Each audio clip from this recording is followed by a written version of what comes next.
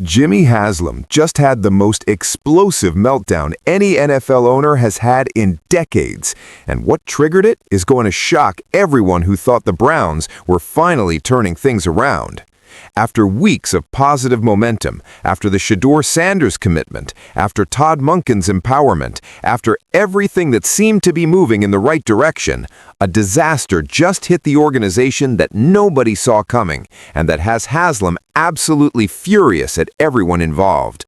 According to sources who witnessed Haslam's reaction firsthand, he went on a tirade in the Browns facility that lasted over 20 minutes, screaming at executives, threatening firings, and making accusations that people inside the building betrayed him and destroyed everything he's been working to build. The specific disaster that triggered this meltdown involves the three-team trade that was supposed to move Cleveland up to third overall to draft Shedeur Sanders, and what just happened to that trade is catastrophic for the Browns' entire offseason plan. Someone leaked details to a team that was supposed to be uninvolved. That team made a counteroffer. The deal is now in jeopardy of falling apart completely, and Haslam is convinced that someone in his own organization sabotaged him deliberately. The aftermath of this meltdown is already spreading through the NFL, and what it means for the Browns' future is terrifying. It started as what should have been a routine morning meeting at the Cleveland Browns facility. Andrew Berry, Todd Monken, several front office executives, and members of the legal and contract teams were assembled in the main conference room to finalize the last details of the three-team trade between the Browns, Giants, and Dolphins that would move Cleveland up to third overall in the draft. The trade had been in development for weeks, carefully negotiated, meticulously structured to comply with league rules, and according to everyone involved, was on the verge of being submitted to the league office for approval before being announced publicly on the timeline all three teams had agreed to. The mood in the room, according to sources, was optimistic and energized.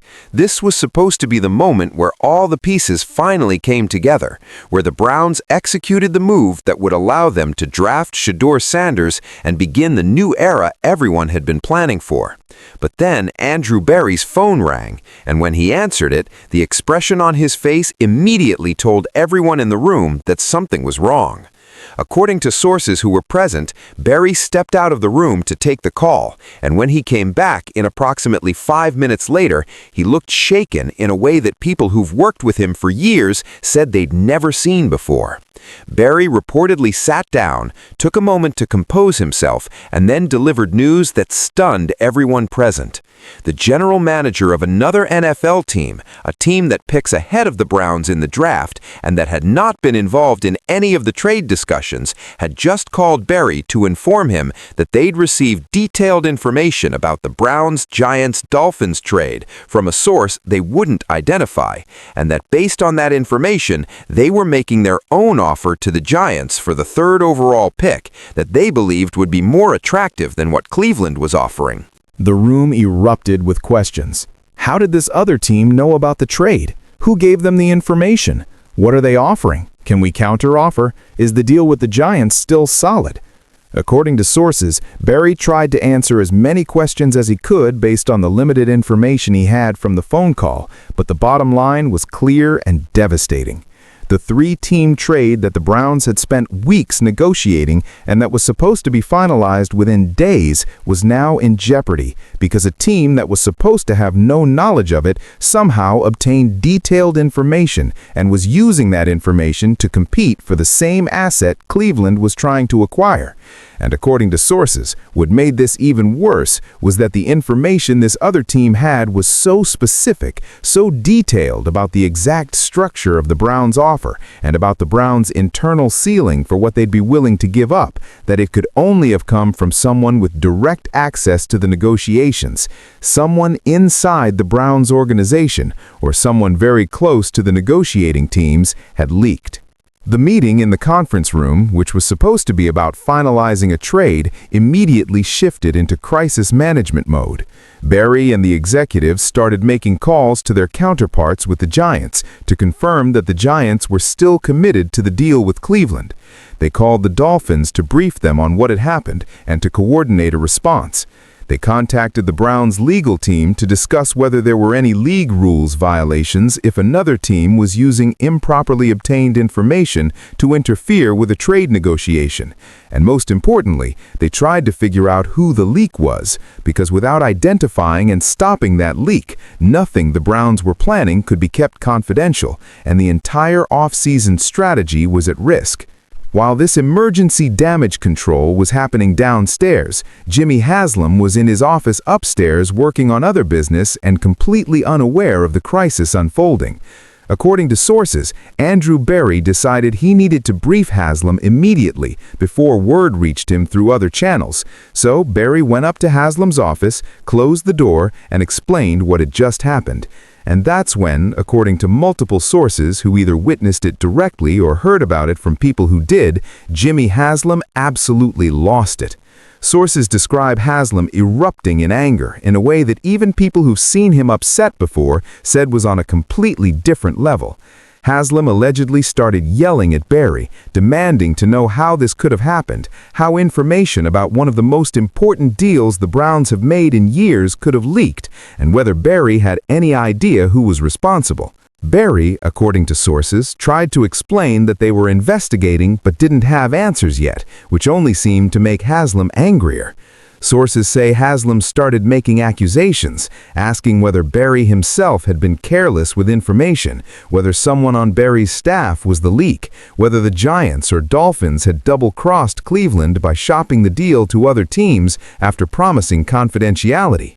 Berry reportedly pushed back against those accusations, defending his team and explaining that they'd taken every precaution to keep the trade confidential, but that investigating who leaked would take time and required methodically reviewing who had access to the information. According to sources, Haslam wasn't interested in methodical investigation. He wanted answers immediately, and he wanted someone held accountable immediately. And when Berry couldn't provide either of those things, Haslam's fury escalated even further.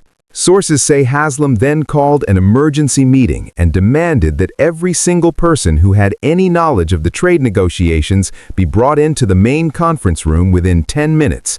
According to sources, over 20 people eventually assembled in that room, including front office staff, legal team members, contract specialists, and even some administrative assistants who'd had access to documents or communications related to the trade. And when Haslam walked into that room, sources describe him as visibly angry, red-faced, and barely containing himself. Haslam reportedly stood at the front of the room and delivered what sources describe as a blistering tirade, where he accused everyone present of either being the leak themselves or of being complicit through carelessness in allowing the leak to happen. According to sources, Haslam said things like, "Someone in this room betrayed me," and "I can't trust anyone in this building," and "If I don't get answers about who did this by the end of today, I'm firing people until I do." The meeting, according to sources, was devastating to morale and created an atmosphere of fear and suspicion that immediately poisoned the working environment. People who'd been collaborating on the trade negotiations suddenly viewed each other as potential suspects. Staff members started wondering if their communications were being monitored or if they'd be accused based on circumstantial evidence. And the focus shifted from trying to save the trade and move forward to trying to protect themselves from becoming scapegoats for something that might not have even been anyone in that room's fault. According to sources, Todd Monken, who had been present for the emergency meeting but who had stayed mostly quiet while Haslam raged, eventually spoke up and tried to calm Haslam down. Monken reportedly told Haslam that this approach was counterproductive, that accusing and threatening the entire staff wasn't going to help identify the leak, and that the priority needed to be salvaging the trade rather than conducting a witch hunt. Sources say Haslam didn't take that intervention well, telling Monken that this wasn't a football issue and wasn't Monken's concern, and that Haslam would run his organization however he saw fit. That exchange, according to sources, was particularly significant because it represented Haslam falling back into exactly the pattern of behavior he'd promised to change, inserting himself into situations and making them worse through emotional reactions, rather than trusting his football people to handle things professionally.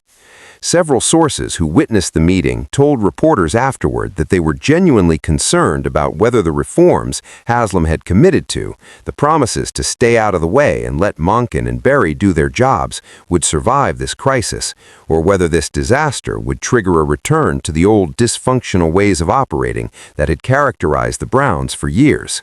Meanwhile, the actual trade situation was deteriorating by the hour. The Giants, according to sources, were fielding the competing offer from the team that had obtained information about Cleveland's proposal, and while the Giants remained in communication with the Browns and hadn't explicitly backed out of their agreement, they were also not shutting down the competing offer.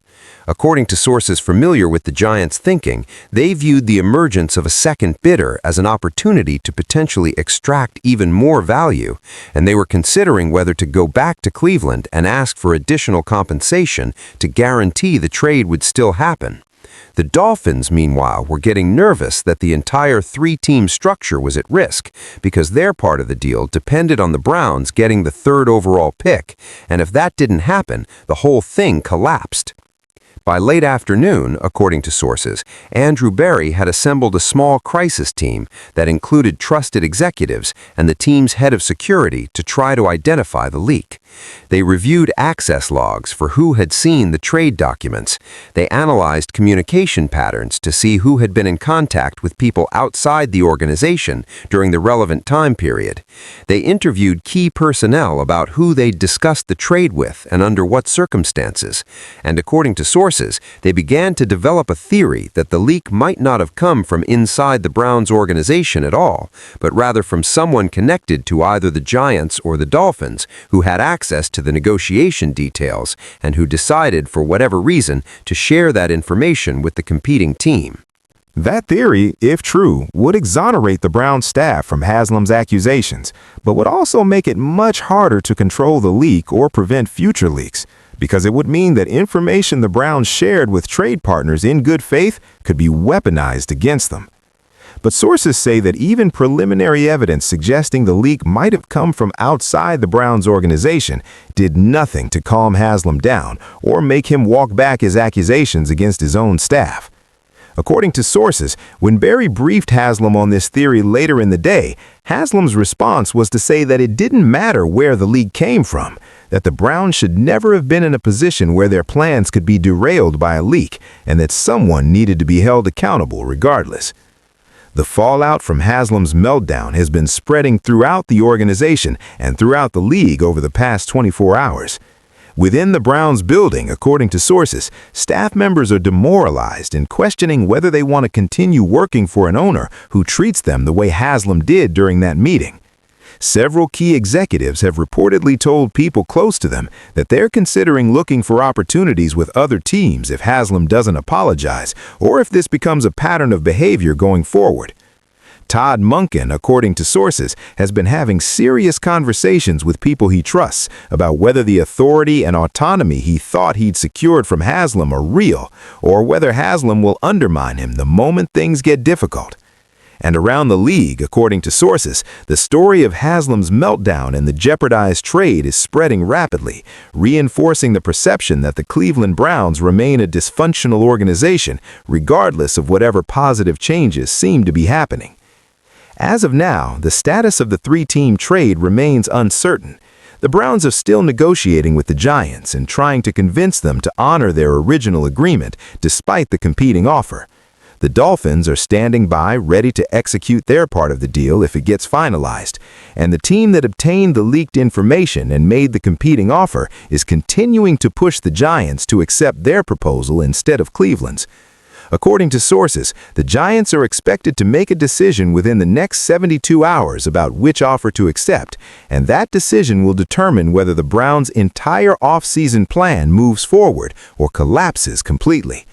If the trade falls apart, the Browns will be back at 8th overall in the draft, likely unable to get Shedeur Sanders, and facing the prospect of another year of quarterback uncertainty while dealing with the internal chaos that Haslam's meltdown has created. Jimmy Haslam's explosive meltdown after a leak jeopardized the Browns' trade for the 3rd overall pick has created a crisis that goes far beyond the trade itself. Haslam's tirade against his own staff, his refusal to trust his football people, and his threats of mass firings have poisoned morale and raised serious questions about whether the reforms he promised are real or just another false hope.